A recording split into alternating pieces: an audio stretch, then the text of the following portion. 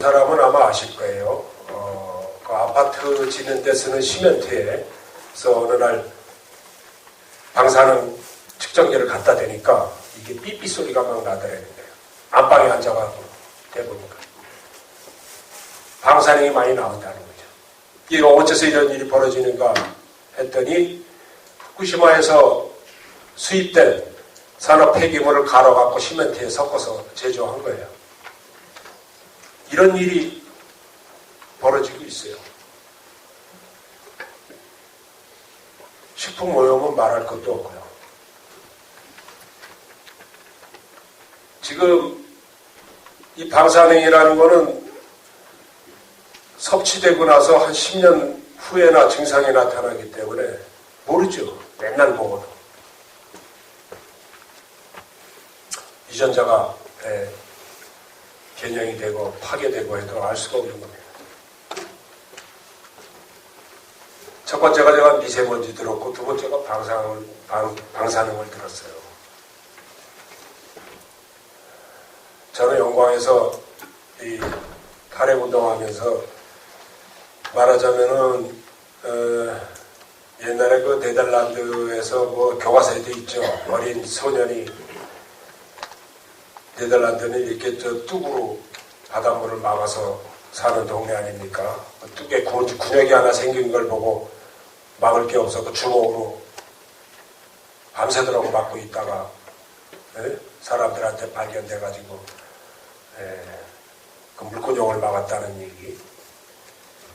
영광 지역의 이 탈핵 활동가들이 거의 그 소년과 같은 역할을 하고 있습니다. 진짜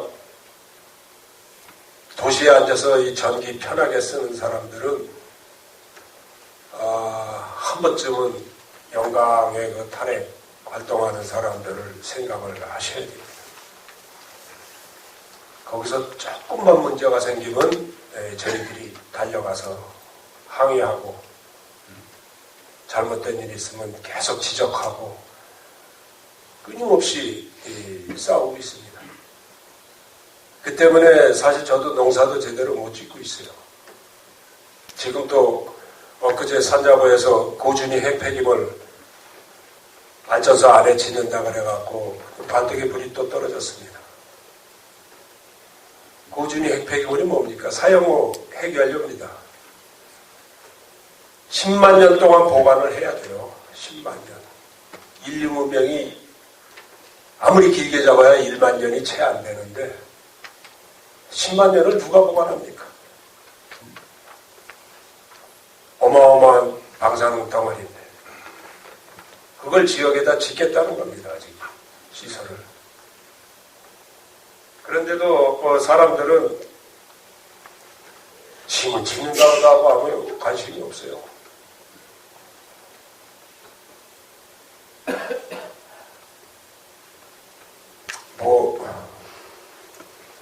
문명이 망하는 걸 얘기하는데 어쩌면 당연한 일이라고 생각이 들기도 합니다. 지금 부산 지역, 부산, 울산, 그거 몇 킬로 됩니까? 그 사이에 핵발전소가 8개 있어요. 이번에 거기다가 신규로 신고리 5, 6호기 2개를 더 건설한다고 지난주에 원자력안전위원회에서 승인해 줬어요. 그것 때문에 저희들이 또 올라가서 항의 시위도 했지만은 핵발전소가 10개입니다. 그 주변에 사는 시민 수만 650만입니다. 지구상에서 가장 핵발전소가 밀집해 있는 지역이 됐습니다. 인구가 많은 지역에. 만약 거기서 사고라도 한 번 나면은, 물론 뭐 사고 나면 대한민국 전체가 위험하지만 어마어마한 희생이 예상되는 그런 지역입니다. 게다가 지역적으로 그 포항하고 낙동강 그 사이에 단층이 있어요. 지역적으로도 상당히 불리한 지역인데 아무튼 이러한 일들을 이 이 정부 들어갔고 이 전 정권부터 계속 그랬지만 끊임없이 제가 말하기로는 이제 이 문명의 파멸을 향해서 가는 이런 정책을 끊임없이 확대해 나가고 있습니다. 시민들은 그렇게 벌어지는 일에 대해서 거의 무력하게 바라만 보고 있고, 지금 전 세계적으로 신재생 에너지 사업이 신성장 동력이에요. 핵산업은 사양 사업이고, 근데 우린 거꾸로 가고 있어요, 지금. 이미 발전 단가도 태양력이나 풍력이 더 싸요. 뭐 공식적으로 2010년부터 역전됐다 그러는데 그 가격이. 그럼에도 불구하고 정부는 계속 핵 확산 정책으로 나가고 있습니다. 전기가 남아 도는데도 불구하고. 생각해보세요. 일본이 후쿠시마 사고 나고 나서 지난 6년 동안 핵발전소 한 개도 안 돌리면서도 지금까지 버텨오고 있잖아요. 우리보다 몇 배나 큰 경제력을 유지하고 있잖아요. 가능하다는 겁니다. 네.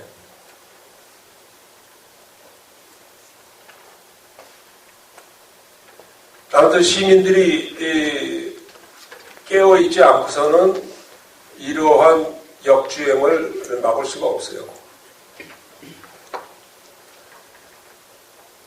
제가 두 가지를 들었고, 세 번째가 GMO입니다. GMO. GMO는 유전자 조작 식품을 말하죠.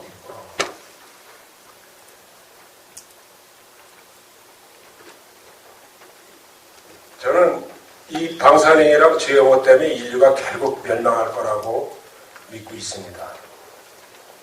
피할 수가 없으니까.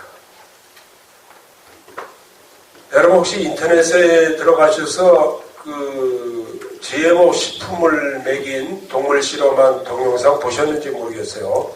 다큐멘터리도 있고 짤막한 동영상도 있고 그런데 저는 작년에 일본 강연 갔다가 거기서 그 다큐멘터리를 CD를 구해서 봤어요. 그 전 과정을. 진짜 끔찍하더라고요. 인터넷에 가면 그 사진을 쉽게 볼 수 있는데 그 모로모토 힌지에다가 유전자 조작 식품, 옥수수 같은 거 그거를 2년 동안 먹였어요. 한쪽은 비교하는 비교군, 대조군이라고 그러죠. 정상적인 GMO가 안 들어간 식품을 먹이고 한쪽은 유전자 조작 식품을 먹였는데 쥐한테 2년 동안 먹이는 거는 인간으로 치면 50년 동안 먹이는 거랑 같은 효과라고 그러더라고요. 쥐의 수명이 짧으니까. 결과가 어떻게 됐냐. 온몸에 악성 종양이 이렇게 나갔고 쥐의 저게 쥐인가 할 정도로 온몸에 종양 투석이었어요. 그렇게 무서운 거죠. 그리고 놀라운 것이 암컷의 70%가 다 불임이 됐다는 겁니다. 불임.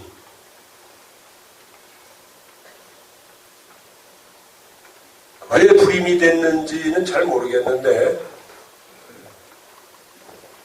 재밌지 않아요? 우리들이 먹는 지금 식품 있죠. 특히 채소 같은 것들. 그 종자가 어디서 나오는지 압니까? 다국적 기업 회사에서 나오는 거예요. 종자 회사. 몬산토, 카길 이런 데서 나옵니다. 전 세계에다가 종자를 팔아먹어요. 근데 이 씨앗이 불임 종자입니다. 네? 한 번 심고 거기서 씨 받아서 다음에 심죠. 안 생겨요. 자식이.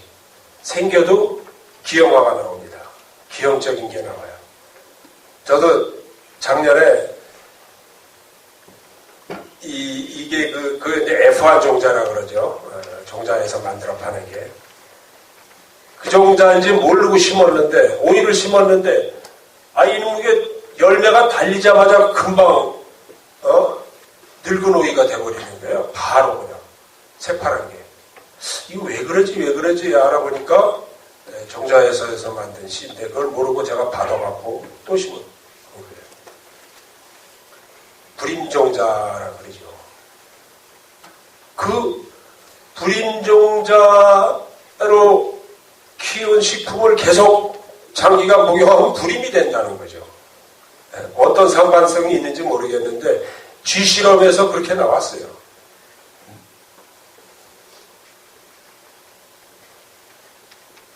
근데 이걸 우리가 피할 길이 없다는 겁니다. 여러분들이 슈퍼마켓에서 사는 식품 90%가 다 GMO가 들어간 겁니다. 옥수수 그러면 옥수수 나달만 그런 게 아니고 그 옥수수를 가공한 모든 식품들에 다 GMO가 들어가 있습니다.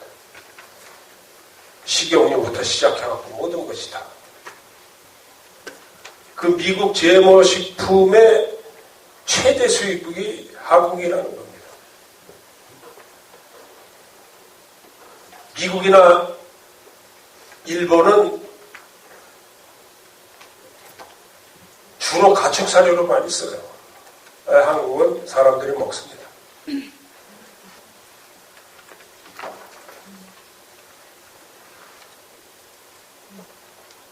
그거를 피하고 싶어도 피할 수가 없는 거예요. 지금 한국 사회 식단이 고기 위주로 바뀌었죠. 하루 3끼 중 고기 한 끼 안 먹는 날이 아마 거의 없을 겁니다. 그 고기가 뭘로 키워졌는지 아십니까? 전부 GMO 사료입니다. 네? 한국은 땅이 좁아서 사료작물을 재배할 만한 그런 땅이 없어요. 그래서 거의 100% 사료를 수입합니다. 여러분이 먹는 소, 닭, 돼지 할 것 없이 전부. 그 사료들이 거의 다 GMO 사료입니다. 그걸 먹고 자란 고기를 먹는 것 또한 GMO를 섭취하게 되는 겁니다. 우리들이 먹는 온갖 밀가루부터 시작해서 식용유까지. 그러니까 우리가 길가에 나가면 빵집, 파리바게트다, 뚜레쥬르다 하는 것들이 전부 GMO 밀가루입니다. 도망갈 근육이 없어요. 그래서 저는 장차 인류는 이 방사능과 GMO 때문에 멸망을 피할 수 없다. 이렇게 화관을 합니다. 근데 그 이전에 망할 수도 있어요. 이 자연재해 때문에, 기후이상 때문에. 기후이상은 예측할 수가 없거든요. 이 GMO나 방사능은 굉장히 오랜 시간이 걸려야 이게 그 결과가 나타나는데, 이 기후이상은 어느 순간에 들이닥칠지 알 수가 없는 거죠.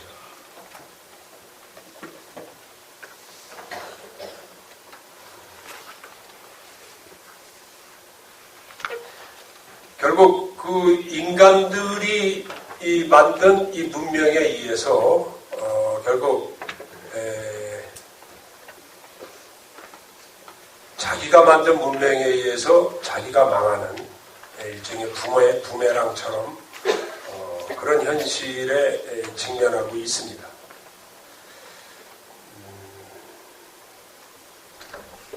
제가 이제 어디 이런 데 강연이나 나가면 선생님 직함을 뭐라고 적어야 합니까? 나도 그런 질문 받을 때마다 참 곤란한데요. 보통은 생태운동가 이렇게 많이 해요. 여기는 환경운동가로 썼네요. 제가 제일 싫어하는 말이 환경운동가인데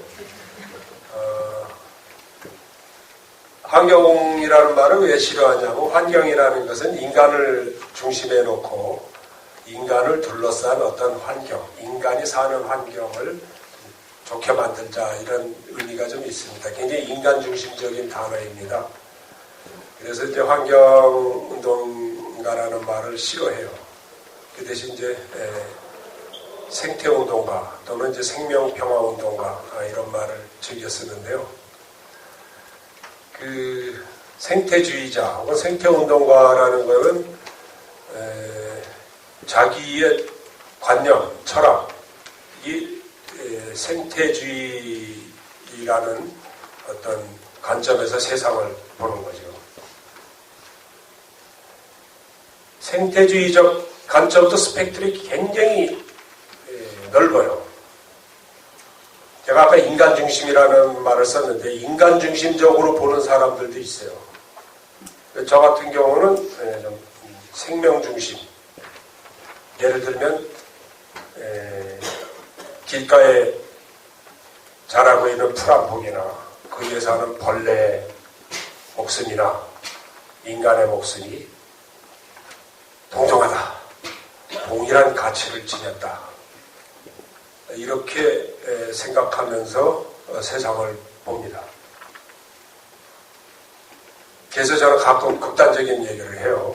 우리가 뭐 승질나면은 야 이 개새끼야 혹은 뭐 이 벌레마도 못한 놈하고 욕을 하잖아요. 그런 욕 함부로 하지 마라. 개나 벌레의 입장에서 보면 굉장히 기분 나쁘다. 제 책 그 야생적 편지에 나온 게 그거 아닙니까? 풀한테 잡초 그러는데 풀이 들으면 굉장히 기분 나쁘다. 너 잡놈이라고 그러면 기분 좋겠냐 이거지. 풀마다 다 자기 고유한 가치가 있고 이름이 있는데 그걸 뭉뚱그려서 그냥 잡초라고 그러니까 그거랑 똑같습니다. 근데 제가 산속에서 오랫동안 풀들하고 동물들하고 살다 보니까 누가 개새끼라고 욕을 하면은 기분 나쁠 게 아니고 아이 고맙다고 감사를 표시해야겠더라고요. 굉장히 나를 존중하는 말이더라고요. 왜냐하면 개보다 나은 사람들을 별로 보질 못했어요. 솔직히 말씀드려서 이 농담이 아니고 개보다 못한 게 확실하다는 생각이에요. 인간들의 삶을 보면은 개뿐만 아니라 인간 이외의 생물보다 인간이 결코 낫다고 얘기를 못하겠더라고요. 내가 복바닥에 기어다니는 바퀴벌레보다 인간이 낫다라고 주장할 만한 근거가 있습니까? 만약 여러분이 저한테 내가 바퀴벌레보다 이런 점에서 낫다라고 10가지를 말하면 저는 20가지를 그 반대를 증명할 수 있는 얘기를 할 수 있습니다. 내가 바퀴벌레보다 컴퓨터를 잘한다. 말이 됩니까? 비교의 대상이 안 돼요. 네? 그러나 생태학적 관점에서 보면은 인간은 생물 계통도에서 가장 마지막에 태어난 생물종입니다. 말하자면 지구 생물종에서 가장 막내종이에요. 막내종인데 자기가 몸담고 있는 지구 생태계를 통째로 지금 말아먹고 있습니다. 자기만 자살하겠다고. 그러나 그러니까 인간이 태어난 거는 끼케야 200만 년, 현생 인류로 따지면 10만 년, 그 정도밖에 안 돼요. 바퀴벌레는 태어난 지가 한 3억 년 됩니다.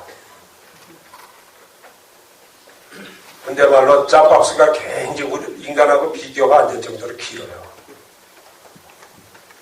근데 그 바퀴벌레는 뒤에 나타날 인간이 살기 좋은 환경을 만들기 위해서 많은 기여를 했어요. 네? 이 생태계에서 동물들이 만들어낸 쓰레기들을 열심히 먹어가고 지상에 다른 영양분을 풍부하게 만들어주면서 이 인간은 오히려 고맙다고 말해야 되죠. 바퀴벌레한테.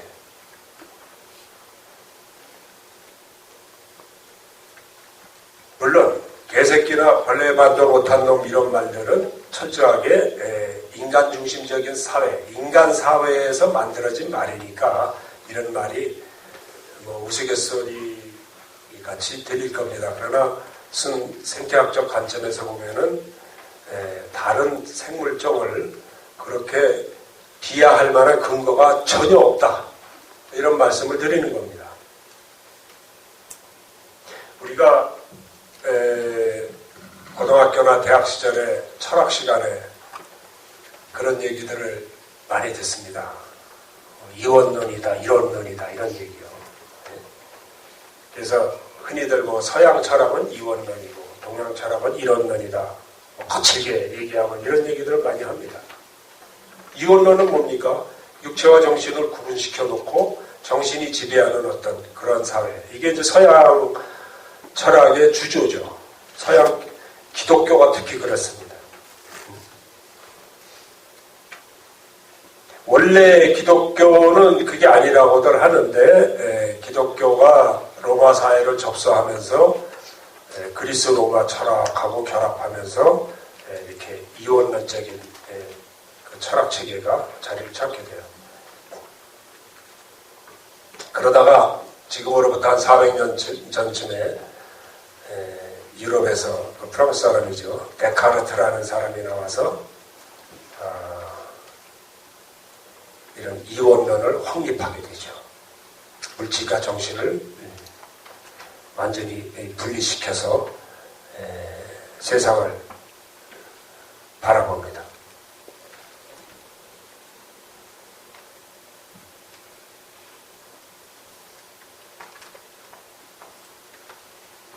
여러분 그 데카르트가 한 유명한 말 아시죠? 뭡니까? 나는 생각한다. 고로 존재한다. 지금 우리나라 초등학생들도 이거 물어보면 다 대답을 해요. 나는 생각한다. 고로 존재한다. 이 말이 맞는 말인가? 아무리 생각해도 모르겠더라고요. 그런데 데카르트 시절에 이 말은 그야말로 혁명적인 말이었어요. 네? 세상을 뒤집어 엎을 만한 혁명적인 말이었다고요.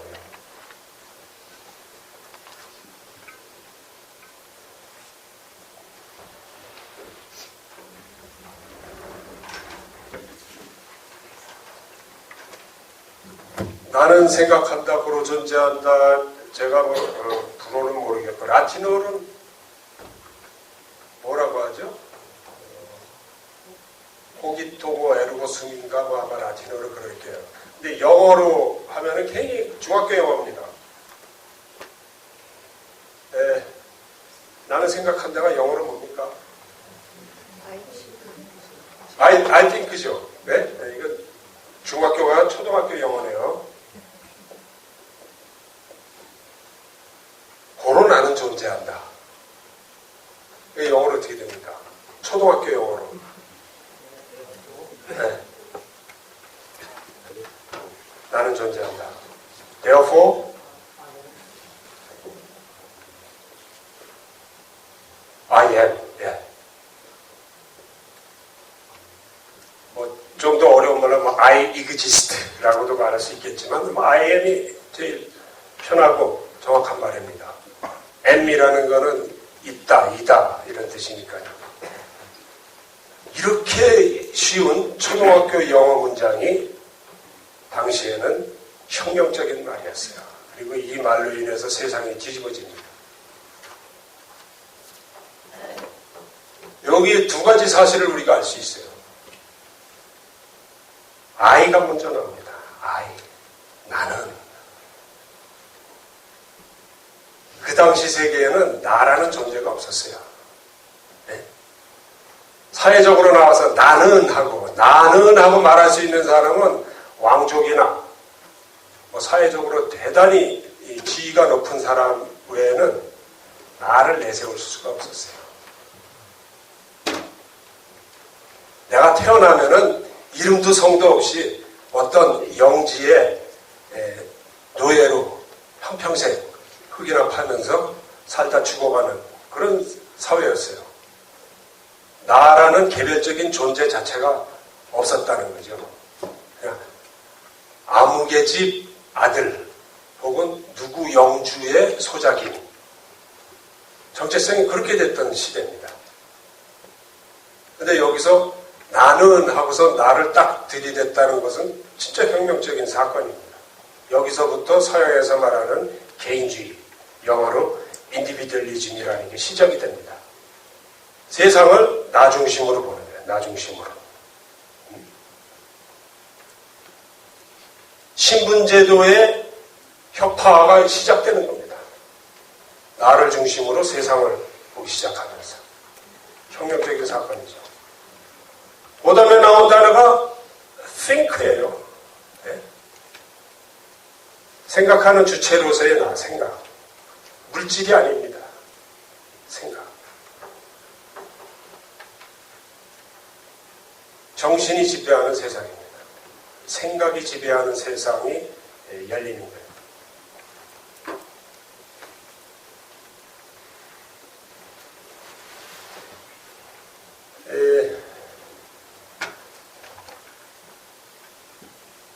이 이원론에 의하면 세상을 물질과 정신으로 나눠놓고 고차원적인 정신을 장악하고 있는 사람이 물질계도 장악한다.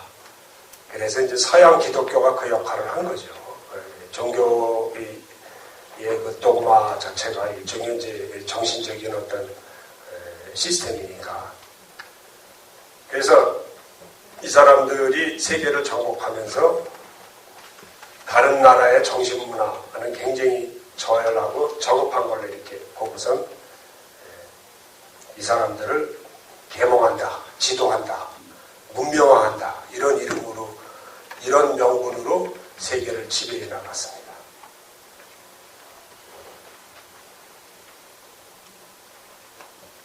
참, 지금 생각하면 안타깝게 그지없지만 우리는 서양 사람들보다도 훨씬 오래된 문화 전통과 고도의 정신 문화를 갖고 있었으면서도 이들이 갖고 있었던 어떤 그런 물질 문명, 과학 기술의 힘 앞에 굴복하면서 자기가 갖고 있는 고도의 어떤 정신적 자산을 스스로 저열하게 보기 시작했다는 거죠. 지금은 그것을 깨닫는 사람들이 많이 늘어났지만 우리는 100년이 넘게 그러한 지식의 쇠뇌 속에서 살아왔어요. 서양 사람들 것, 그들의 제도, 철학, 사상, 우리보다 상당히 고차원적이고 지도적인 그런 역할을 하고 있다라고.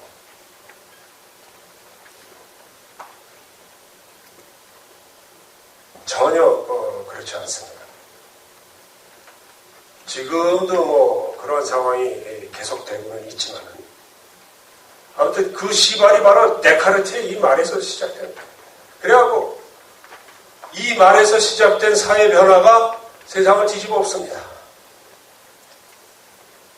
여기서 시작된 것이 바로 개인주의죠. 개인주의.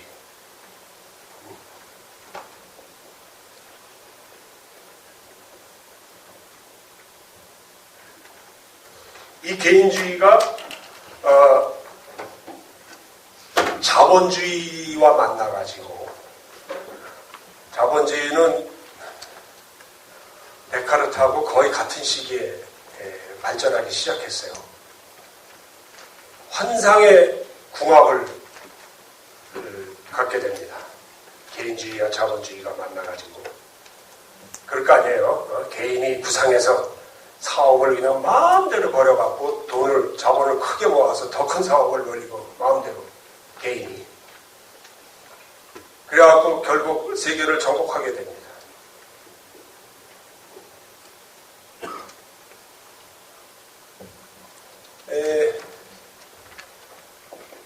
이 개인주의와 결합된 게 이제 아까 말했듯이 자본주의가 있고,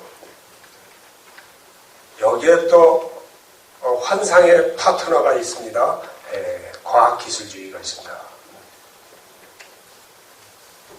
18세기, 19세기 서양에서 엄청난 과학적 발견들이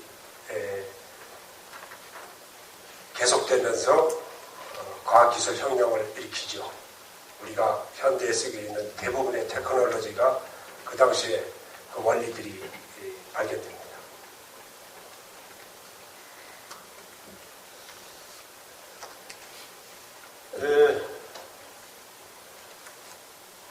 이것이 이제 정치적으로 표시된 게 그 부르주아 민주주의입니다.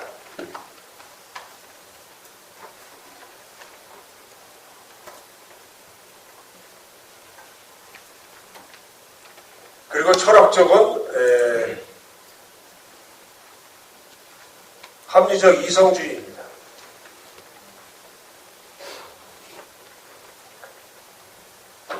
이게 현대 사회를 만든 권력입니다.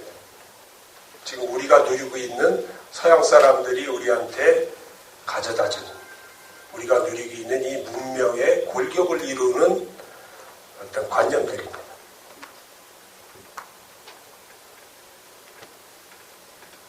이런 것들이 들어오면서 우리가 원래 갖고 있던 것들을 다 잊어버리게 됩니다. 예를 들면 이제 합리적 이성주의, 이성주의라는 것은 그 내가 생각하는 과학적 관념에 의해서 볼 때 이거 틀리다 하는 건 다 제거하는 겁니다. 1+1은 2다. 이게 과학적 진리다. 그러면 1+1, 1의 합산이 2인데 2 이외의 모든 것은 다 없애버리는 거예요. 왜? 비합리적이니까. 비이성적이니까. 이것이 이 사람들 사고방식, 사회 시스템의 근간입니다. 근데 1+1이 꼭 2입니까? 아닐 때도 엄청 많죠. 물방울 한 개와 또 한 개를 합치면 다시 물방울 하나가 됩니다. 이런 일이 사실 엄청나게 많아요, 우리 삶 속에. 근데 합리적 이성주의하면 무조건 2가 돼야 됩니다.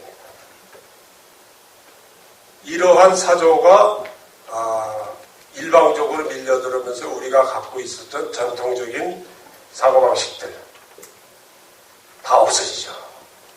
그 대표적인 게 뭡니까? 샤머니즘입니다.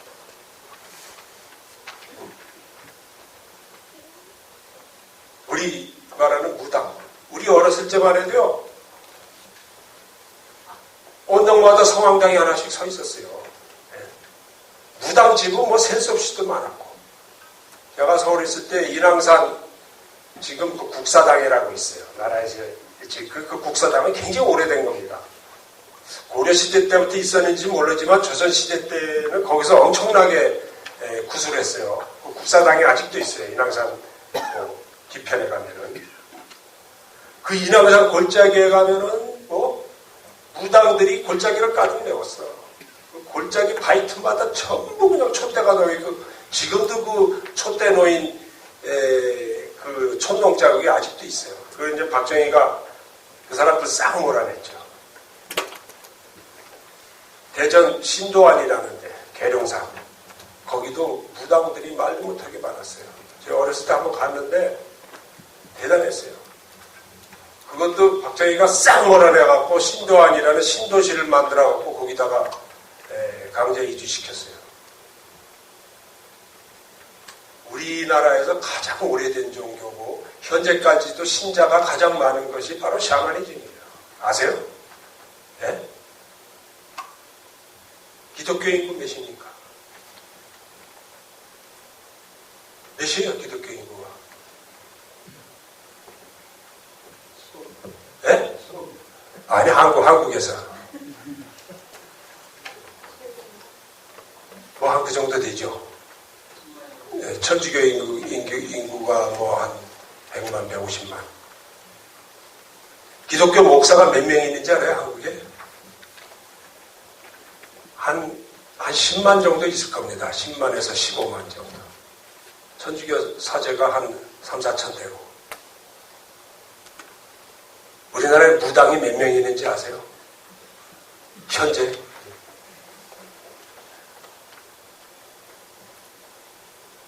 이 문화관광부에 보면은 대한경신협회라는 무속인들의 조직이 있습니다. 거기에 등록된 사람만 20만 명입니다. 근데 누가 무당에다 등록합니까? 비공식적인 자료에 의하면 등록 안 한 무당까지 합쳐서 한 50만 명 된다고 합니다.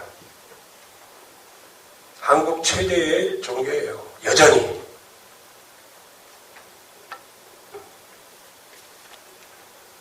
여기 나이 한 60 이상 된 사람들은 어렸을 때 기억하실 겁니다. 얼마나 무당집이나 성황당이나 그런 동네마다 이런 무속과 관련된 일들이 일상적이었는지. 언젠가 지금 서구 사회에서는 기독교가 완전히 퇴조를 했어요. 예? 유럽에 가면요 성당이 어마어마합니다. 동네마다 있고 동네마다 몇 개씩 있고 근데 그 성당이 다 문 닫았어요. 예? 교회가. 그래서 교회를 경매에 나가갖고 경매를 사갖고 그거를 레스토랑으로 개조하고 어떤 곳은 세탁소로 개조하고 어떤 곳은 모텔로 개조하고 이런 형편이에요.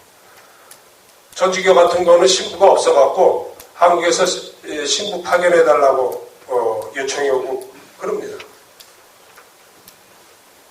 그런데 서구 사회가 그런데 한국은 기독교가 겁나게 번성을 하는 거예요. 그래서 이 미국에 있는 신학자가 도저히 이해할 수 없이 기독교는 완전히 사양 퇴조하는 종교인데 왜 한국엔 저렇게 번성을 하고 있을까 하도 신기해서 한국에 와서 조사를 1년 동안 와서 조사를 했어요. 그래서 이 사람이 조사를 마치고 가면서 남긴 얘기가 있어요. 한국의 기독교를 내가 1년 동안 면밀히 조사를 했는데 나의 결론은 저건 샤머니즘이다 하고 결론을 내렸다는 겁니다.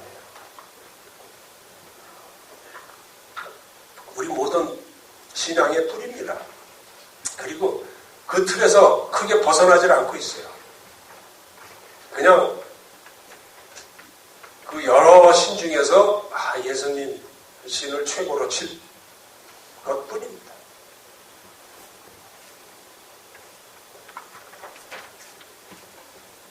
그런데 이게 어떻게 보면 굉장히 합리적이고 시스템이 잘 갖춰진 모든 요소가 이 문명이 망해가고 있어요.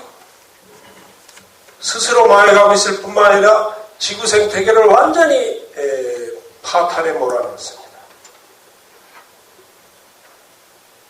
왜 이렇게 합리적으로 사고하는 사람들이 결론이 파멸로 갈 수밖에 없느냐 이거죠. 왜?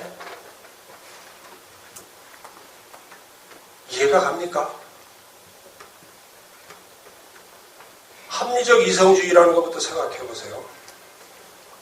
베이컨이 그랬던가? 아는 게 힘이다. 지식이 힘이다.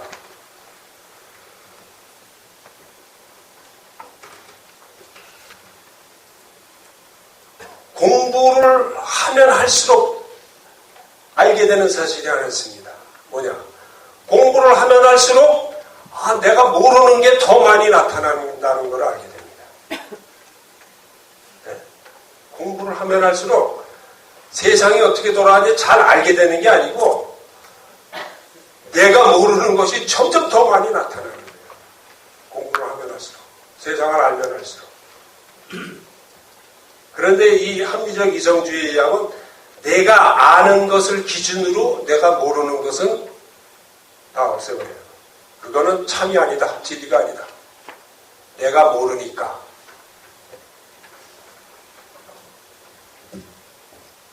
세상이 이면했다면 내가 아는 거 요것밖에 안 되는데 이 미지의 것을 그건 진리가 아니다. 왜? 내가 모르니까.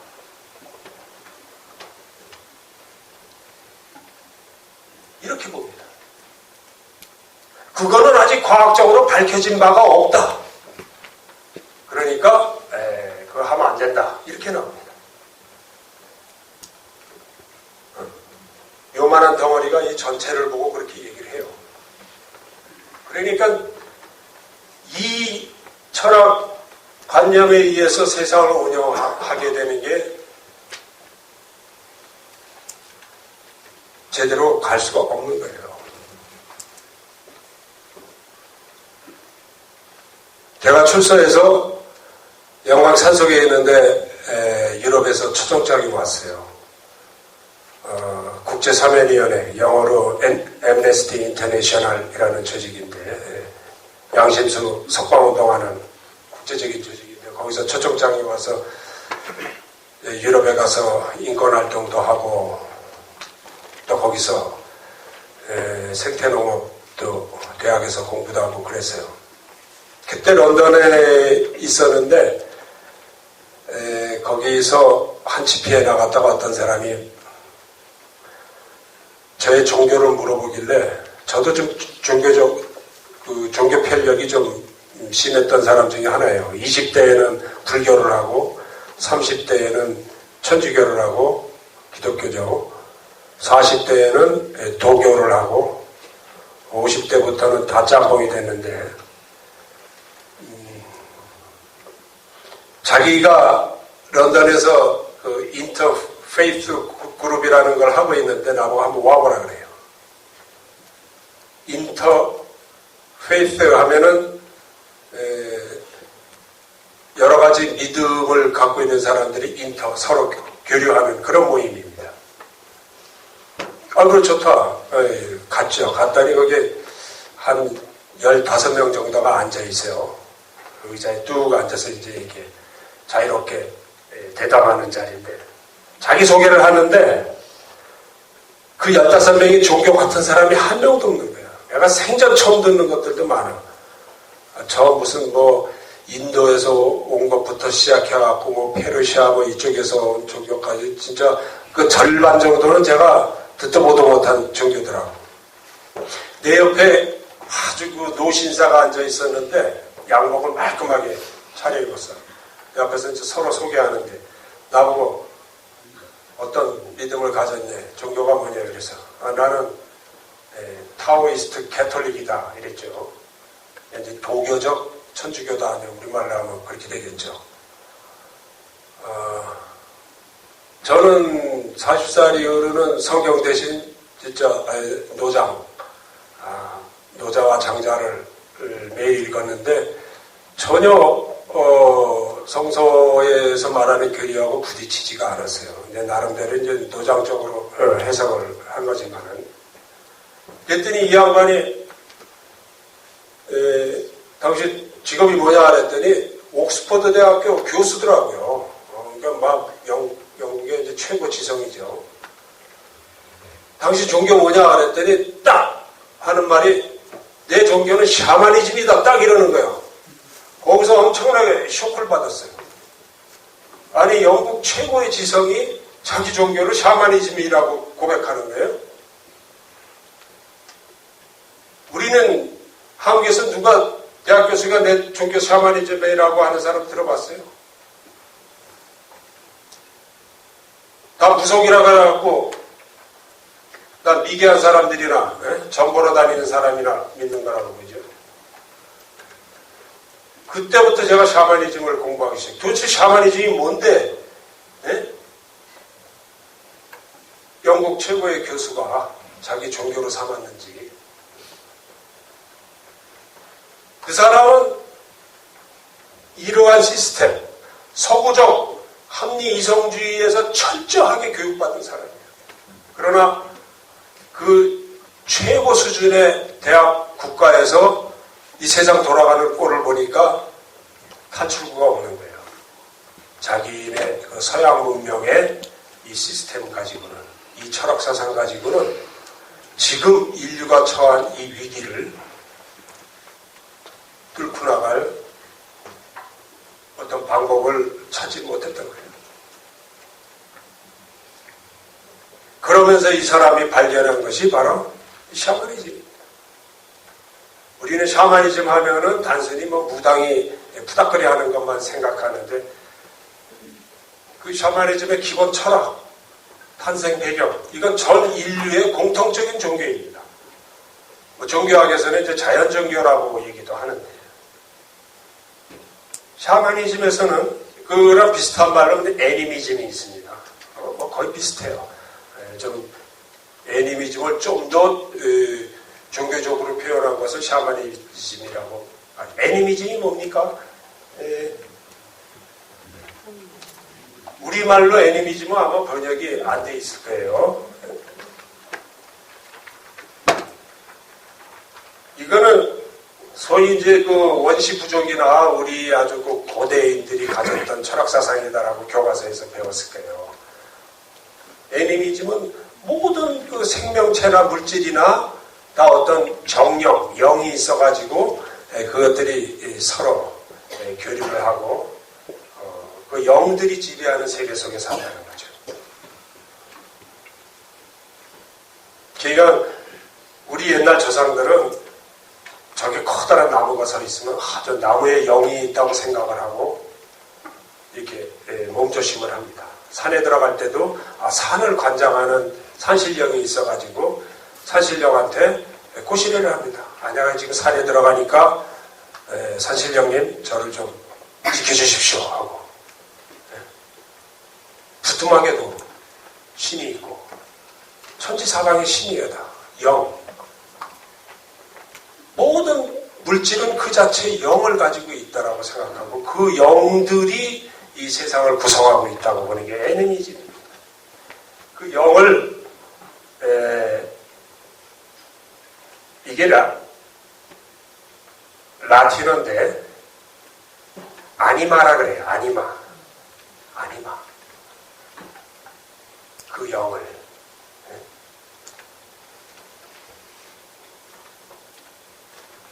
이 현대사회는 저 아니마를 지워버린 사회입니다. 우리가 생태주의 사회로 가자고 하는 것은 이것이 다시 복원되는 그런 사회로 가자는 것하고 같습니다.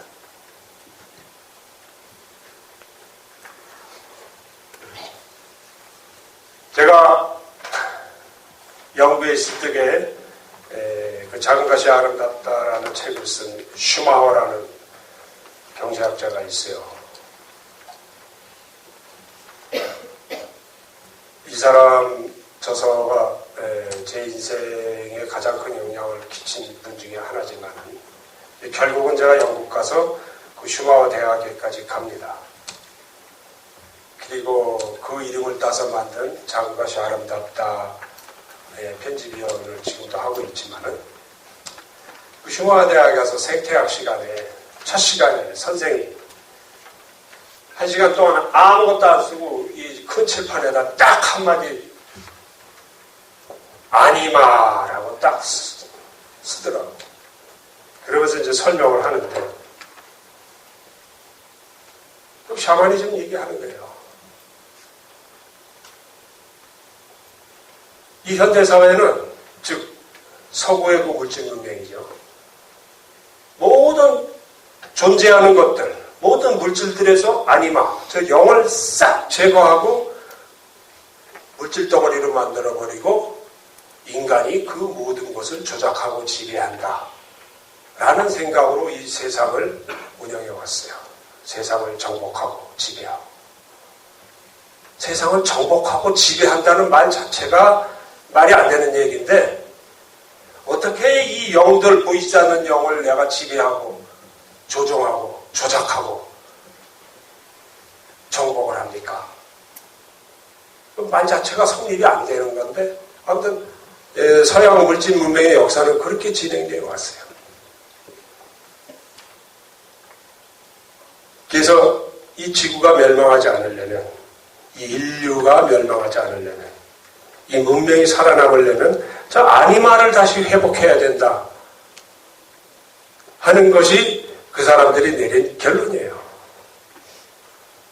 그래서 그 옥스퍼드 대학 교수가 대종교는 샤머니즘이라고 얘기를 하는 겁니다.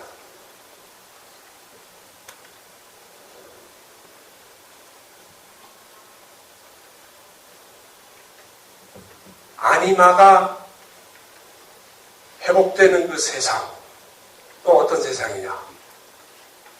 그 생명 중심의 세상입니다.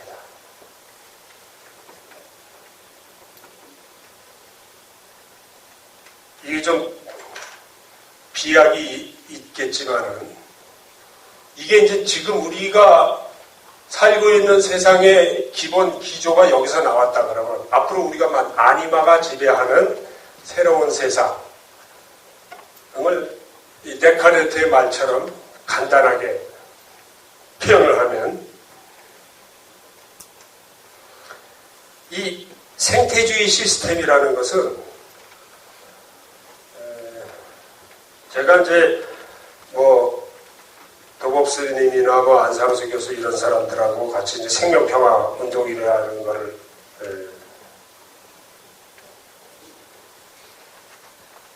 하고 있는데 그 로고가 이제 생명평화 로고라 그래서 이렇게 돼 있어요. 이게 이제 물고기, 사람, 네발짐승, 풀과 나무, 해와 달 이게 이제 하나로 다 연결돼 있다는 그 홍대 교수하던 안상수 교수가 디자인한 로고인데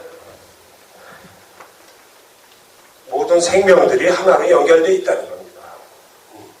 그러니까 나만 홀로 따로 살 수가 없다는 거예요. 네 발 달린 짐승이 있기 때문에 내가 있고 강에 물고기가 있기 때문에 내가 있고 해와 달이 있기 때문에 내가 있고 상호 의존적인 이러한 세계 이것이 이제 생태주의 사회를 흔히 얘기할 때 표현을 하죠. 생태학이라는 학문 자체가 정의를 내리면 생물종들이 서로 다양하게 맺고 있는 그 관계를 연구하는 것이 생태학입니다.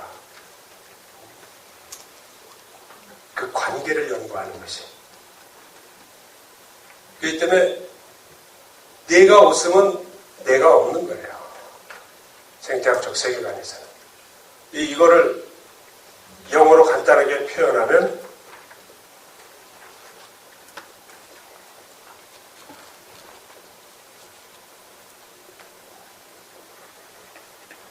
Therefore I am은 똑같습니다. 근데 앞이 달라요. 앞이 I think가 아니고 you are입니다. 당신이 있기 때문에 내가 있다. 이런 세계로 넘어가자는 겁니다. 보세요. 여기 시작이 어떻게 됩니까? I가 아닙니다. U입니다. 시작이. 내로부터 시작하는 게 아니에요. 이 지구가 이 위기에 처한 이유가 나로부터 시작했기 때문에 위기에 처한 겁니다. 모든 걸 내 중심, 내 이익주의, 내 중심도 자본주의사에서는 내 이익 중심으로 생각하니까. 내가 무슨 일을 하려고 그러면 저게 나한테 이익이 될 것인가 말 것인가 이것이 판단의 기준이에요. 더 노골적으로 얘기하면 저것이 나에게 돈이 될까 안 될까 이것이 판단의 기준입니다. 그 결과는 모두가 망하는 그런 일이 되죠. 이명박 씨가 4대강 사업할 때 판단의 기준이 뭡니까? 이 강을 파서 물을 채워서 배를 띄우면은 나에게 돈이 될까 안 될까 이것이 판단의 기준입니다. 토건업자들에게 돈이 될까 안 될까. 토건업자들에게 돈이 되면은 그로 인해서 지역 경제가 활성화되고 지역 경제가 활성화되면 나라 전체가 잘 살게 된다. 거의 초등학교 수준의 산수 계산에 의해서 판단을 합니다. 돈이 되느냐 안 되느냐 나에게. 그러나 생태학적 관점에서 한번 보세요. 강물을 막아버리면은 모든 이 생태적 관계가 다 끊어져 버리죠. 네? 물고기 한 마리가 없어지면 그 물고기를 먹는 다른 생물들의 연쇄고리가 다 끊어집니다.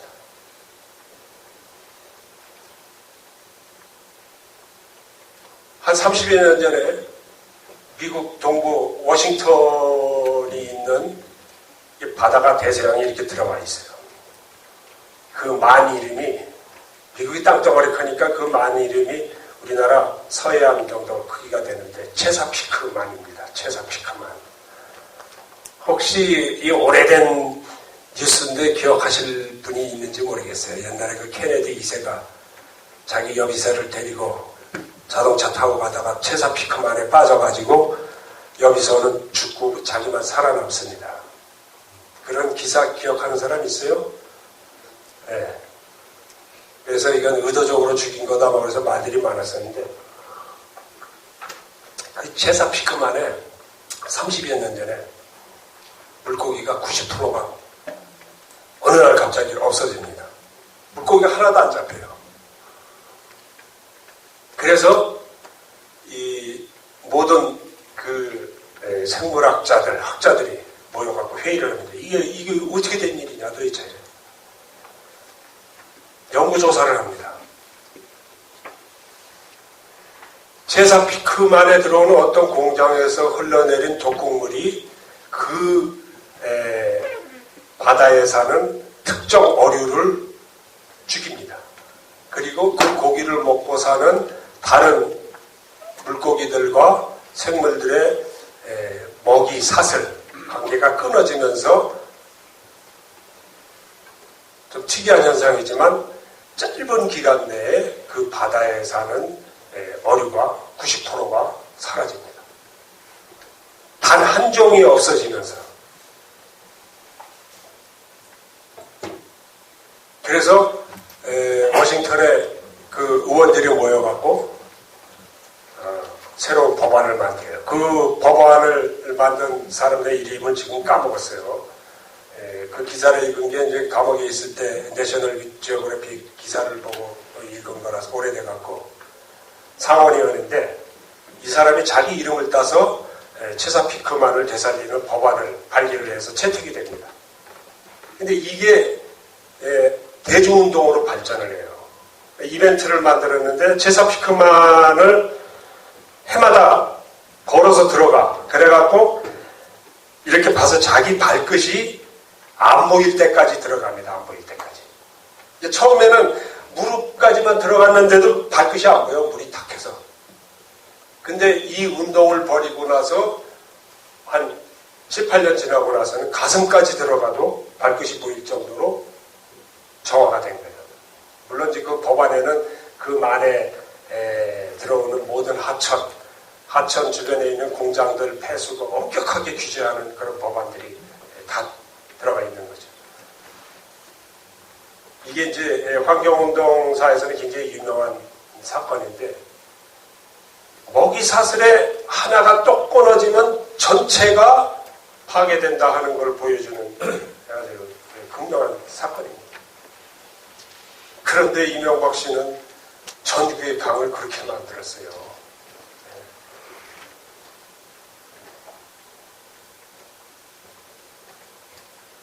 끔찍한 일을 벌였는데도 우리나라 국민들은 그냥 부당당하게 삽니다. 뭐 화내기도 귀찮은지 어쩐지 너무 끔찍한 일을 많이 겪은 민족이라서 그런지 어쨌든 간에 그대가 있기 때문에 내가 있다. 이것이 우리가 건설하고자 하는 그 생태주의 시대의 기본 철학이 됩니다. 가만히 있어. 이거 1시간 반하고 30분 정도 질의응답 하기로 했죠? 8시 반까지 해야 되냐, 그럼? 내가 이 얘기하다 보니까 땅 얘기는 꺼내지는 못했는데, 아무튼 이 생태주의 시대에는 모든 생명들이 깃들여 사는 것이 상징적으로 땅입니다, 땅.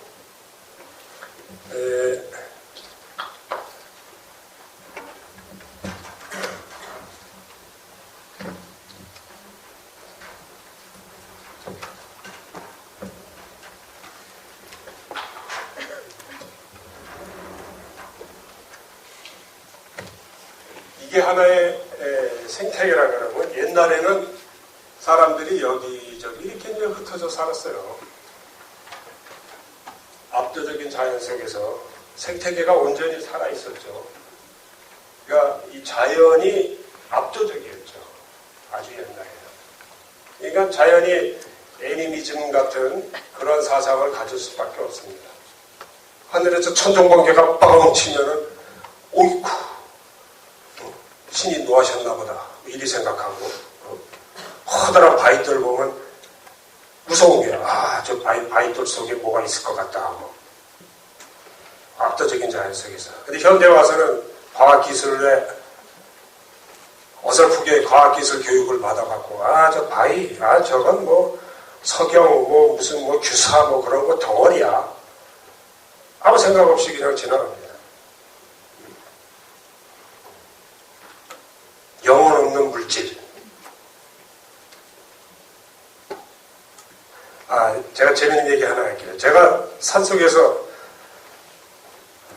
지금 17년째 살고 있지만은 저도 여러분하고 똑같이 태어나자마자 서구 합리적 이성주의에서 국민학교, 중고등학교, 대학을 다닌 사람이에요.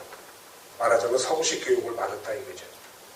지금 우리가 누리고 있는 이 문명이 지극히 당연하고 합리적이고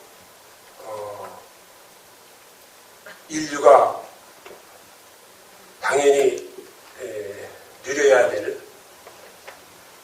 올바른 어떤 체제라고 그렇게 배웠죠. 그 철학에 의해서 학교에서 배운 대로 우리가 갖고 있던 전통적인 사고방식들, 대표적으로 샤머니즘 같은 거, 또 선사상 같은 거. 사실 우리 민족의 가장 고유한 사상이라면 선사상입니다. 불교의 선이 아니고 산사랑입니다. 사람의 면에 선, 신선할 때 이런 것들. 근데 애니미즘이나 저런 선사상이나 우리 동양 고유 사상들은 대개 다 이론론입니다.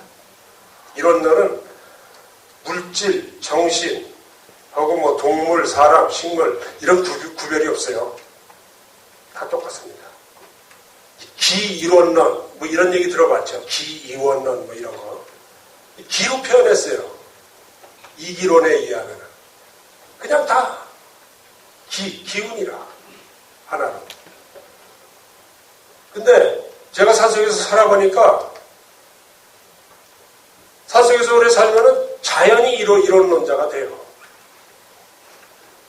복잡한 도시생활이 아니니까 복잡하게 생각할 게 없잖아요. 맨날 땅 파다가 동물들 먹이지고 풀 뜯어 먹고 땅 뻘뻘뻘 기어다니면서 그러다 보면 내가 저놈들하고 다른 게 뭐가 있지? 다른 게 하나도 없는 거예요. 생각해보면. 네? 풀이나 나나 동물이나 저절로 그런 차별의식이 없어지더라고요. 이론론자가 되더라고. 그래서 제가 그런 얘기를 하는 거예요. 개새끼라 그러면은 고맙다 그래라고.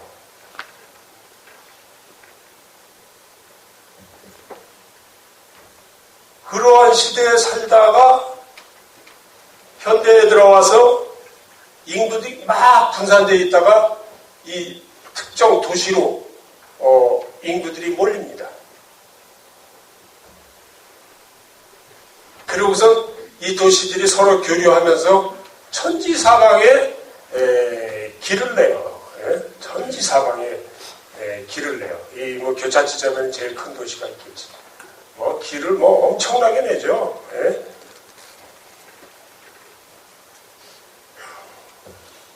그래갖고 어떻게 됩니까?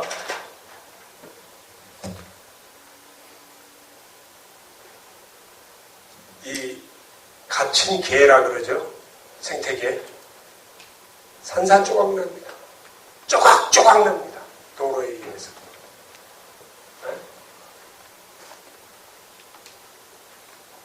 늑대 한 마리가 살려면은 여의도 면적보다 더 큰 면적이 필요한데, 조각조각 내니까 살 수가 없어요. 다 멸종하지. 다 멸종하지. 멸종할 수밖에 없어요. 생태적 연관고리가 하나도 없으니까.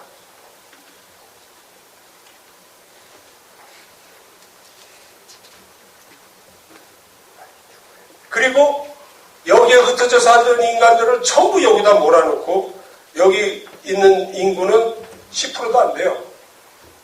우리나라 농촌인구, 농업인구 10%입니다. 농업으로서. 농촌에 사는 거는 한 20, 30% 되겠죠. 나머지 90%는 이 도시에 몰려 살아요. 그럼 여기 땅이 텅텅 비었는데, 텅텅 비었으면 자연이 온전히 살아있겠구나. 천만의 말씀. 다 찢어놓고선 이 넓은 땅은 이 도시에 있는 사람들 먹여 살리기 위해서 기계가 농사를 짓습니다. 어떻게? 기계로 밟아가면서 온갖 농약이랑 제초제 뿌려가면서 땅이 조각나서 생태적으로도 불모의 땅이 됐는데 그 땅을 또 온갖 농약처, 제초제처 거기다가 유전자까지 조작해서 작물을 기릅니다. 땅이 다 죽었죠.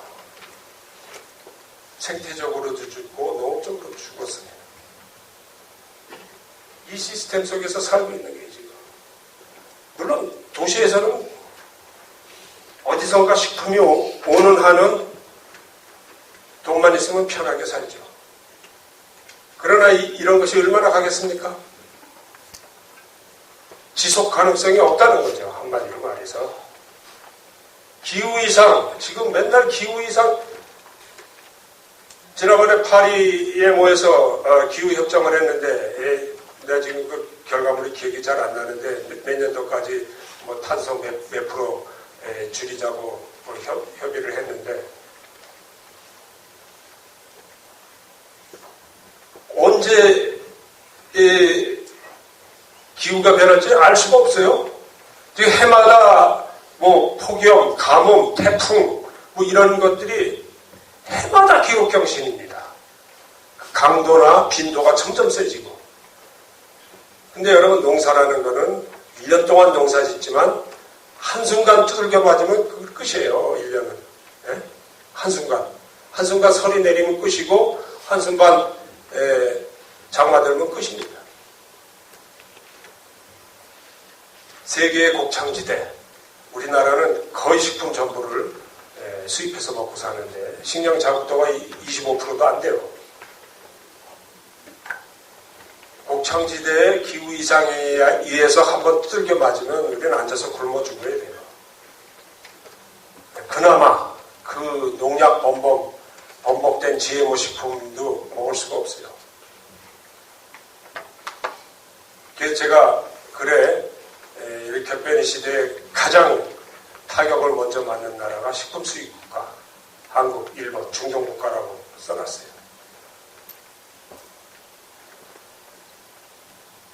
지금 누리고 있는 이 문명 시스템은 철저하게 돈 중심으로 이루어진 세상이에요. 모든 정책, 모든 사고방식의 중심에 돈이 있습니다. 여기 있어야 돈이 되기 때문에 이렇게 되는 거예요. 그러나 파국을 피하려면 중심을 이 땅에다 둬야 된다 하는 게 제 주장입니다. 앞으로 우리가 살아남으려면 모든 정책을 땅 중심으로 풀어나가야 된다 하는 게 저의 주장이고 계속 몇 년 전부터 이 얘기를 하고 있습니다. 농사를 져도 어떻게 땅을 살리는 농사를 질 것인가. 귀농 정책을 펴더라도 그냥 와서 농사 져라 이게 아니고 땅을 놀아주지. 땅이 있어야 농사 짓지. 토지 제도를 개혁해라. 누구나 농사 질 수 있도록.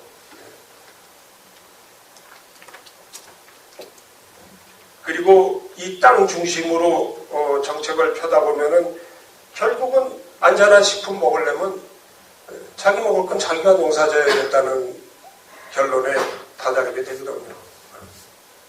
지역에서 식량을 해결하는 방식으로 정책을 펴야 된다 이거죠. 에너지하고 식량만큼은 지역에서 해결해야 됩니다. 그러면 이 핵발전소도 없앨 수 있어요. 왜 애만데 핵발전소 지어놓고 전부 도시 사람이 갖다 쓰냐 이거죠. 여기다 핵쓰레기도 다 갖고 있으라 그러고. 이런 말도 안 되는 짓을 다 타파할 수가 있어요. 식량하고 에너지를 지역에서 자립하게 되는 그러한 정책들이 다 땅을 중심으로 펼쳐진다는 거죠. 그래서 지금까지 제가 뭐 어쩔 수 없이 우리 현대 사회가 이 지경에 처하게 된 역사, 어떤 사상적 배경 이런 거를 얘기하면서 결론적으로는 땅을 중심으로 사고하고 살아가지 않으면은 이 문명의 파멸을 면할 수 없다. 이런 결론을 내렸습니다. 뭐 여러분들 각자의 입장에 따라서 여러 가지로 받아들이겠지만 특히 이제 현대 문명에 젖어 있는 사람들 입장에서는 흙을 떠나온 지가 언젠데 또 흙으로 돌아가자 아마 좀 미친 소리 같이 들릴지도 모르겠어요. 그렇지만 그만큼 상황이 엄중하다는 것을 알아주셨으면 하는 마음으로 이런 말씀을 드렸습니다. 오늘 얘기 여기까지 하겠습니다. 감사합니다.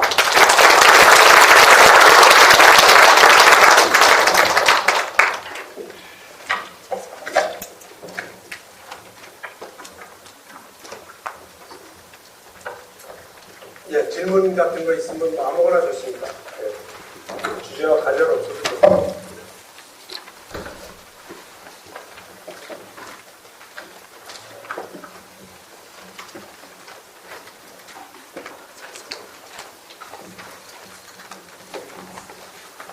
예.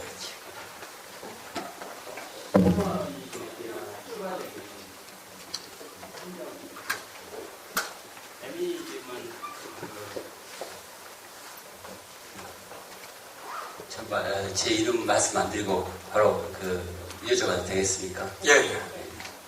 저는 선생님 책을 한 10여 년 전에 야생초 편지 책을 아주 재미있게 봤습니다. 그때부터 이게 그때 기억이 굉장히 좋아가지고 이번에 인문학 강의를 선생님이 하신다 하니까 상당히 즐거운 마음으로 왔고요. 근데 오늘 이제 이렇게 강의 내용이 상당히 우리가 처해 있는 현실이 암담하다 뭐 그런 느낌을 좀 많이 받았어요. 제가 두 가지 정도 이제 지금 여쭤보고 싶은데요.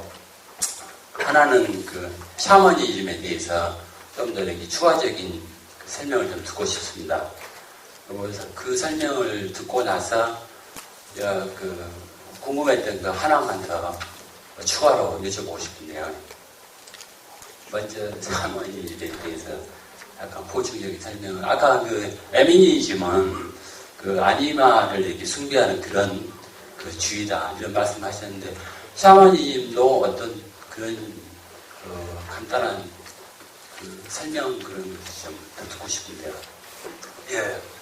사실 시간이 없어가지고 이 샤머니즘에 대한 것들은 사실 연구는 엄청나게 많이 해놨어요. 샤머니즘하고 비슷한 사조로 애니미즘이 있고 토테미즘이 있습니다. 네. 토테미즘은 주로 이제 북미 원주민들 얘기할 때 많이 나오죠.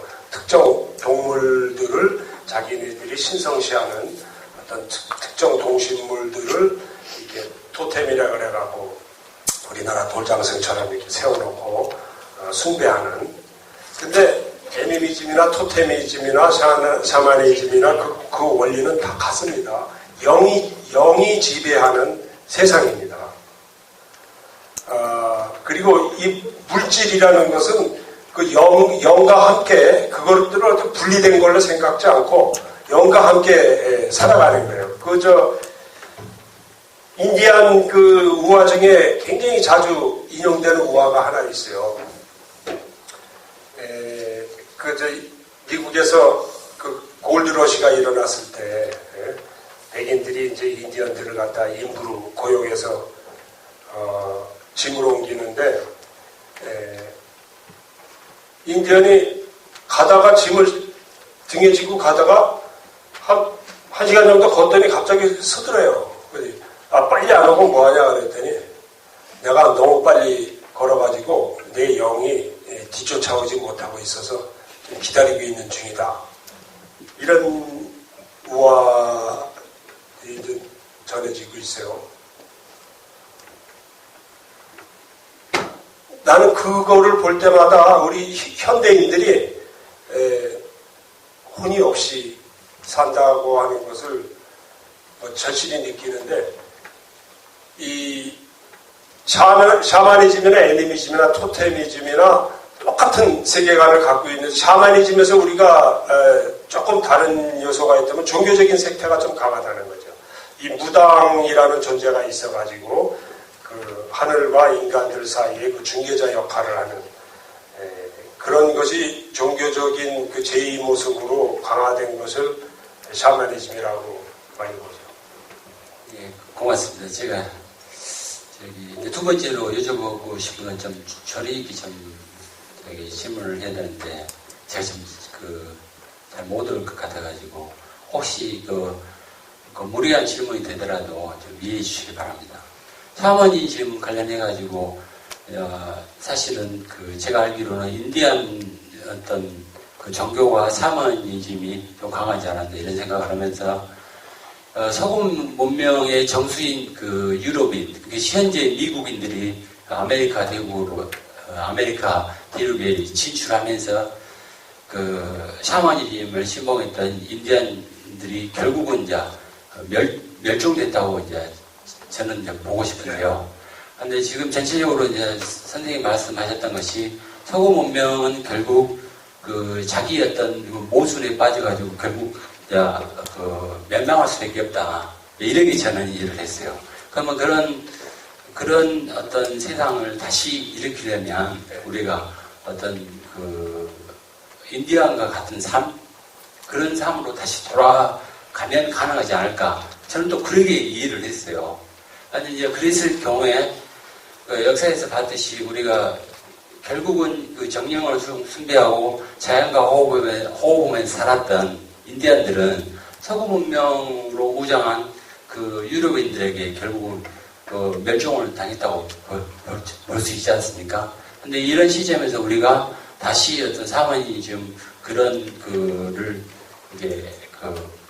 삶을 따라간다면, 그랬을 때 다시 그런 삶으로 돌아간 우리는 그러지 않은 어떤 세력으로부터 우리를 지켜낼 수 있을까? 무슨 말인지 알겠습니다. 말하자면 이제 다른 나라 혹은 다른 종족으로부터 먼저 멸망당할 수도 있다. 사실 바로 그 점 때문에 정책 전환을 못하고 있습니다. 사실. 한번 생각해보세요. 이게 이제 장사를 하는데 상가가 있어요. 근데 어떤 상가가 있으면 규정이 있을 거 아니에요. 상도덕이라든지 뭐 여러 가지 규정이 있는데, 어떤 집에서 불법적으로 장사를 하면 돈을 더 벌 수가 있어요. 그럼 우리나라 어디서나 다 자연되는 일입니다. 한 집에서 불법적으로 장사를 해서 돈을 많이 벌면 그 옆집에서 나랑 똑같은 시간 문을 여는데 저 사람은 나보다 돈을 2배 더 잘 벌어. 가만히 보니까 불법을 저질러. 나도 하자. 너도 나도 다 불법적으로 장사를 합니다. 불법 천지가 돼요. 그래갖고 어떻게 되겠습니까? 거기가 아주 난리 개판이 되죠. 손님들이 결국 다 끊어지면은 다 망하게 되죠. 같이. 그런 상황이랑 똑같습니다. 그러나 불법을 한참 저지를 때는 내가 불법을 그만두면은 나만 망한다. 이러한 생각 때문에 그 불법을 중단하지 못합니다. 그 상황이랑 똑같아요, 지금. 지금 우리가 경제 성장을 하고 있잖아요. 계속 맨날 뭐 경제 성장 수치가 얼마다고 그러는데, 생각해보세요. 지금 이런 생태 위기 시대에서는 사실 전 세계가 저성장 시대 혹은 탈성장 시대로 접어들었다고 해도 과언이 아니에요. 모든 양식 있는 학자들이 그렇게 얘기합니다. 그러나 어떤 정치 지도자가 나와서 대통령 선거 유세할 때 제가 대통령이 되면 경제성장률을 마이너스 5%로 하겠습니다. 라고 유세하면 찍어주겠습니까? 미친놈이라 그러지 누가 뭘 찍어줍니까? 아무도 안 찍어줍니다. 결국 국민들이 경제성장을 약속하는 사람을 찍어주게 돼 있어요. 지구상에 지금 나라가 200개 가까이 있습니다. 이 200개 나라가 4, 5년마다 선거해요. 매년 지구상 어딘가에서는 한 80개 국가에서 선거를 하고 있어요. 이 나라들의 정치 지도자들이 다 똑같은 상황에 처해 있습니다. 단 한 사람도 내가 지구생 계획을 염려해서 저성장으로 나라를 이끌겠다 하는 사람을 뽑아주는 나라가 없어요. 그렇기 때문에 멸망할 수밖에 없다는 겁니다. 이 상황이 역전되지 않기 때문에. 고맙습니다.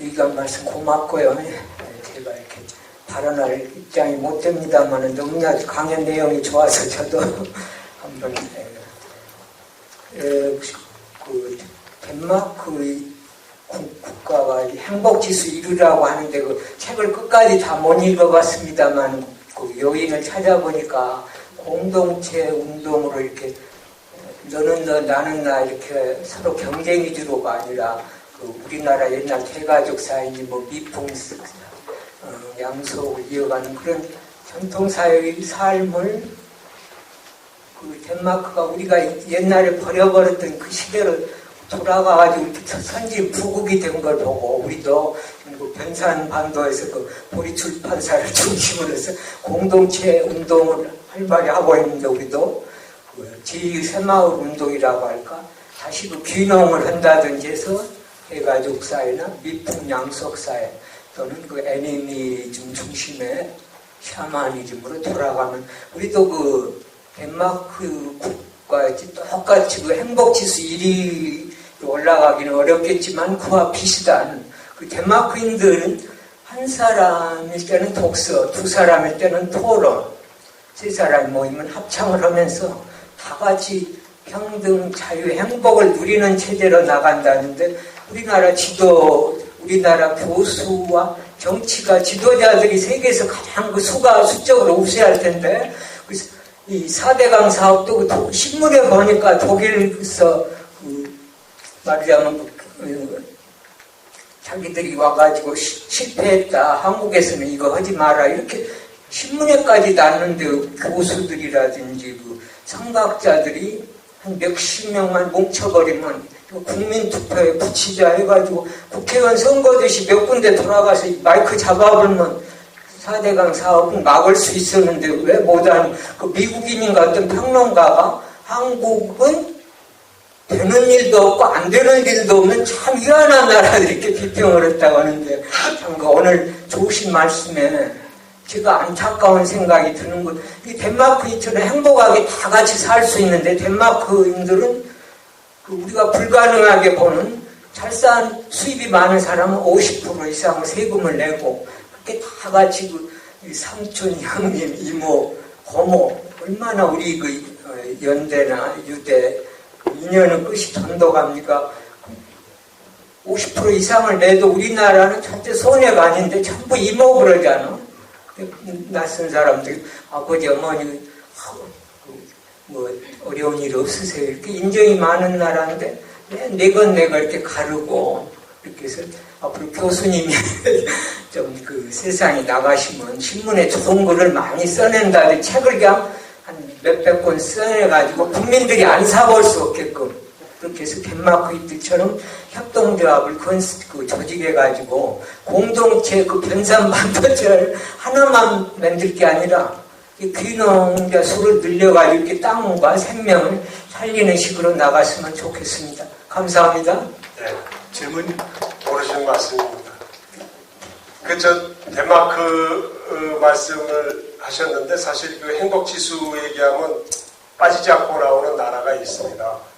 그 부탄이라고 아마 신문 기사 보신 분들이 있을 겁니다. 텔레비에서도 한 것 같은데 그 나라가 세계 최초로 국민소득 대신에 국민행복지수라는 것을 가지고 국가의 운영 지표로 삼은 나라입니다. 우리가 국민소득하면 그 GNP라 그러죠. 그로스 내셔널 프로덕트의 약자인데 GNP가 아니고 그날은 GNH라 그럽니다.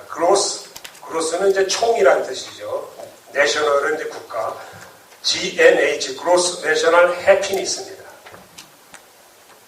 국민의 행복도를 어떻게 높여나갈 것인가를 국정 좌표로 삼은 최초의 나라예요. 그 티베트 그 산속에 있는데 제가 얘기 나온 김에 행복지수에 대한 간단한 얘기를 좀 하나 할게요. 그 많은 사람들이 GNP가 높아질수록 행복하다라고 믿고 있어요. 우리나라 사람들이 갖고 있는 착각입니다. GNP가 이렇게 올라갈수록 행복지수도 같이 올라간다. 맞습니까? 아닙니다. 아니지요. 우리가 1960년대나 70년대하고 비교해서 GNP가 몇 배 올라갔죠. 그러면 그 당시 살았던 사람들이 있을 거예요. 그때보다 몇 배 행복한가 하면 오히려 덜 행복한 것 같아요. 우리 관장님 어렸을 때 생각하면 그렇게 생각 안 됩니까 혹시? 더 행복하다고 말할 수 없죠, 분명히. 그게 진실인데도 사람들은 이렇게 믿고 있어요. 이걸 어떤 경제학자가 연구를 해갖고 발표를 했는데 그 사람 이름이 이스털린 이라는 사람인데 그래서 이게 경제학에서는 이스털린의 역설 이렇게 얘기를 합니다. 아까 이게 GNP 곡선인데 GNP가 증가하면 어느 시점을 지나면은 행복지수가 거꾸로 내려간다는 거예요. 어떤 시점을 지나면 이 어떤 시점이라는 것이 인간의 기본적인 욕구가 해결된 시점입니다. 의식주, 먹고 살만하다, 굶어 죽지 않을 만큼. 그러나 그 시점을 지나가면 쓸데없이 GNP를 높이게 되면은 불행해진다는 겁니다. 그래서 이게 이스털린의 역설이라고 아마 인터넷 치면 나올 겁니다. 생각해보세요. 아무리 우리 어렸을 때는 이 밥에 고깃국 한번 먹으면 원이 없겠다 그랬는데 고깃국도 한 일주일 연속해서 먹어봐요. 나중에 그냥 고기 생각만 해도 그냥 구역질이 납니다. 똑같아요. 이 물질적 성장이라는 것은 그게 어느 시점 이상 되면은 오히려 부담이 될 뿐입니다. 우리가 만들려고 하는 세상은요, 지금 여기까지 왔어요. 어떤 시점에서 우리 의식주가 다 해결됐습니다. 굶어 죽는 사람 없어요, 대한민국에. 적어도 복지정책만 제대로 한다면은. 그러면 이 경제성장을 더 이상 해봐야 불행해지니까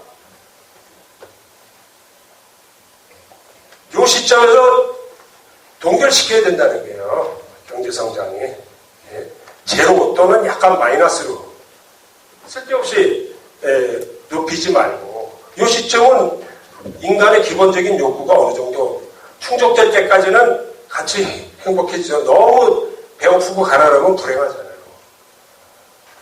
그렇게 되면 행복지수가 어떻게 되느냐 하면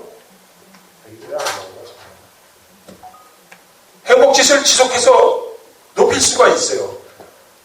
이 차이는 뭐냐 하면은 옛날에는 지금 그렇죠. 생산활동에 전념하던 그 시간을 계속해서 허리띠 졸라매는 게 아니고 내가 행복해지기 위한 활동에 투자하는 거예요. 그 시간을. 아까 한 사람 혼자서 독서하고 둘이 만나고 무슨 토론하고 영화 활동하고 합창하고 그런 데에 시간을 투자하는 겁니다.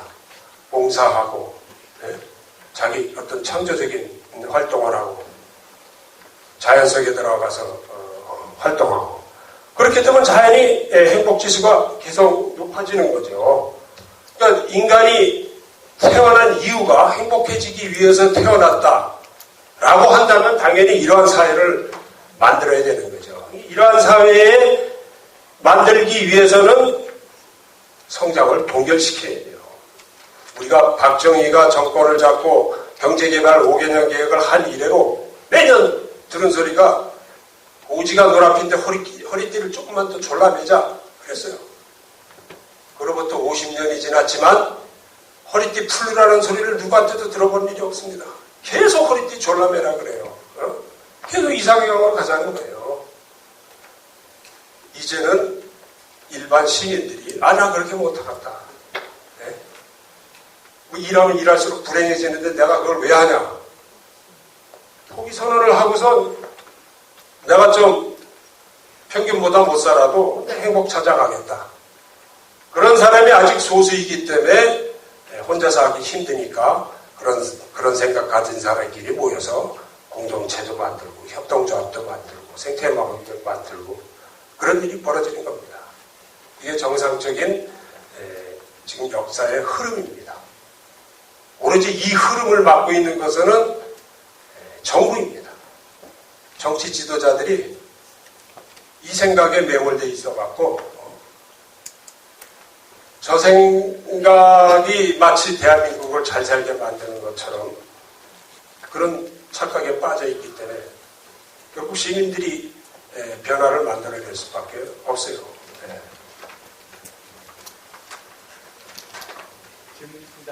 질문. 네. 최근에 인공지능에 대해서 관심들을 사람들이 많이 갖고 있는데요. 그러면 인공지능, 요즘 튜닝 테스트, 옛날에 했던 테스트 방법을 통해서 거기에 통과한 인공지능은, 컴퓨터는 정신이 있다고 판단을 냈다는데, 그러면, 선생님께서는 인공지능이 갖고 있는 기능을 그런 샤머니즘과 연관시켰을 때 어떻게 판단하고 계시는지 하나 질문이고요. 또 하나는 최근에 물리학에서는 계속 하는 얘기 중에 하나는 파동에너지 접근 이론을 통해서 이렇게 우리가 계속 입자를 분해를 하면 결국에는 아무것도 비물질 아무것도 없는 것이 되지만 그런 것도 일종의 파동에너지처럼 있을 것이다 가설을 세우는데 이런 것이 기에너지와의 연관성을 어떻게 생각하시는지 한번 궁금하고요. 또 하나는 현대 과학기술 문명이 문제를 많이 일으키고 있지만 이렇게 과학기술의 변화 속도가 무어의 법칙에서 말하는 것처럼 1년 반이면 2배수 이상씩 발달하기 때문에 학자들 얘기는 우리가 어차피 에너지를 얻는 것은 태양 에너지를 가지고 에너지를 우리가 사용하는 건데 좀 더 많은 태양 에너지를 우리가 이용할 수 있게 됐을 때는 좀 더 이런 문제들도 어떻게 해결되지 않을까 하는 그런 생각들을 하고 있는데 선생님 생각 어떠신지 한번 여쭤보고 싶습니다. 네. 지금 질문하신 것은 또 다른 강연을 4개씩 해야 대답할 수 있는 거라서 한 5분도 안 남은 시간에 제가 대답할 수 있는 성질은 아닌데요. 간단하게 제 견해만 말씀드릴게요. 알파고는 컴퓨터 아닙니까? 컴퓨터에는 영혼이 없어요. 네? 이세돌이가 진 거는 영혼을 가지고 있기 때문에 졌습니다. 역설적으로. 그래서 그 알파고가 결국 인간을 대체한다는 거는 저는 불가능하다고 생각해요. 근데 여기 참고사고 얘기하면 아까 제가 우리나라 정치 지도자들 얘기를 했는데 특히 한국 사회는 관료 사회입니다. 관료들이 지배하고 있는데 이 관료들이 흔히 하는 말이 있습니다. 우리는 공무원은 영혼이 없어. 공무원은 영혼이 없다는 거지. 시킨 대로 하는 게 공무원이다. 그래서 우리 사회가 나아지지 않고 있는 거예요. 관장님 죄송합니다. 이거는 제가 지어낸 얘기가 아니에요. 제 동창 중에 우리나라 최고 고위직에 있는 공무원인데 그 친구가 그 자리에 올라가서 회식 자리를 하는데 지 입으로 한 얘기입니다. 네? 자기가 영혼이 없는 공무원 역할을 충실히 했기 때문에 이 자리까지 올라왔다고. 이걸 알파고로 대입해 보세요. 영혼이 없는 컴퓨터가 지배하게 되면 그 사회가 어떨 것인지. 그것이 이제 조지 오웰이 쓴 소설 1984년 똑같은 겁니다. 그 다음에 뭐 양자물리학 질문을 하셨는데 사실 그 분야는 저도 굉장히 좋아하는 분야입니다. 감옥에서 많은 시간을 그런 그 양자역학에 관한 책들을 읽었어요. 그건 너무 재밌더라고요. 그 양자역학을 그 현대 물리학 하는 사람들이 참 재밌게도 동양의 기사상이나 동양의 그 도사상하고 접근을 하더라고요. 서양의 어떤 과학 이론으로서는 설명이 안 되는 현상을 보게 되니까 아까 제가 그랬죠. 공부를 하면 할수록 모르는 것이 더 많아진다고. 근데 양자역학이 정확히 그래요. 전자가 어디 있는지 위치를 알 수가 없는 거예요. 그래서 이제 확률이라는 게 나오는 거죠. 뭐 불확실성 이론이라는 것도 그렇게 나오고.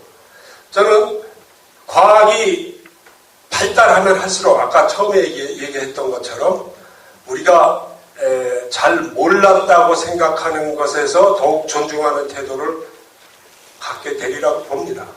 그러지 않으면 진정한 과학자라고 말할 수가 없어요. 이 양자역학에 대한 얘기는 지금 뭐 도저히 시간상 얘기를 할 수는 없고 다만 저는 현대과학이 현대물리학이 비로소 과학이라는 이름을 통해서 동양사상을 이해하기 시작했다 라고까지만 말씀드리겠습니다. 그리고 마지막 질문이 뭐였죠? 과학기술혁명이 발전하는 속도가 기하 도시적으로 그게 제가 제일 화가 나는 지점인데 제가 이제 그 지역에서 탈핵 운동을 하고 있는데 그 원자력 소장을 만나갖고 당신들이 이렇게 무책임하게 핵 확산 정책을 쓰고 폐기물을 여기다 계속 쌓아놓고 있는데 지금 폐기물을 처리할 수 있는 기술이 없지 않냐. 전 세계적으로도 아직 없다. 인류가 아직 우리하는 강성에서 핵을 꺼내다 쓰는 기술은 개발을 했는데 이 쓰고 난 핵, 폐기물을 처리하는 기술은 아직 발견을 못했어요. 네? 아파트를 지었는데 계속 똥을 싸는데 변속관이 없는 거예요. 똥을 처리할 수 있는 기술이 없는 거예요. 당신들 계속 똥 싸갖고 여기다 쌓아놓고 있는데 이게 방사능이 인체에 무해할 정도까지 오랜 시간 놔두려면은 적어도 10만 년은 관리해야 되는데 어떻게 할 거냐. 그래서 그 사람 하는 말이 똑같은 얘기예요. 과학기술이 눈부시게 발전하고 있기 때문에 적당한 시점에 이거 처리하는 기술을 발견할 수 있을 거라고. 10만 년 관리해야 되는데 1999년에 발견되면 어떻게 할 겁니까? 네. 그런 무책임한 발언을 하면서 계속 똥을 싸고 있어요. 아주 가까운 미래에 그럴 가능성이 없으면 함부로 개발을 해서는 안 되는데도 불구하고 그건 기술에 대한 터무니없는 낙관주의입니다. 저는 그런 낙관주의는 반대합니다. 이 사람들이 왜 합리적 이성주의가 망했는가 하면 자기네가 갖고 있는 과학기술, 그 합리주의에 대한 터무니없이 낙관을 했기 때문에 이 사람들이 망하는 거예요, 지금. 인간의 두뇌가 세상을 이렇게 이해할 정도로 그렇게 탁월하지가 않습니다. 우리가 마치 세상을 공부를 많이 하고 제가 여기서 뭐 이렇게 떠든다고 해서 많이 아는 것 같이 보이죠. 천만의 말씀입니다. 다 여기 앉아있는 사람이나 저나 다 도끼 객기입니다. 제가 늘 하는 말이 있어요. 인간들이 저지른 가장 큰 착각 중에 하나가 인간은 만물의 영장이다. 당장 내려놔라. 만물의 영장 아니다. 만물의 영장에 사는 모습이 왜 이 모양이냐. 착각입니다.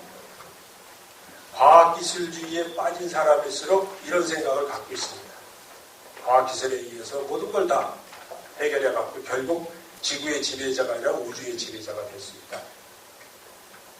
설사 우주의 지배자가 된다 하더라도 아까 이 그래프에서 그린 것처럼 인간의 행복하고는 전혀 상관없는 세계라는 거죠. 행복하지 않다면 못하라고 그렇게 과학기술을 발전시키고 힘들게 삽니까? 행복해야지. 그 행복은 다른 생명들과 건강한 생태계 속에서 조화롭게 살 적에 그 행복이 극대화되는 거지, 그 모든 관계가 끊어진 속에서 과학기술을 가지고 결코 행복해질 수가 없다. 저는 이렇게 말씀드리고 싶습니다. 네.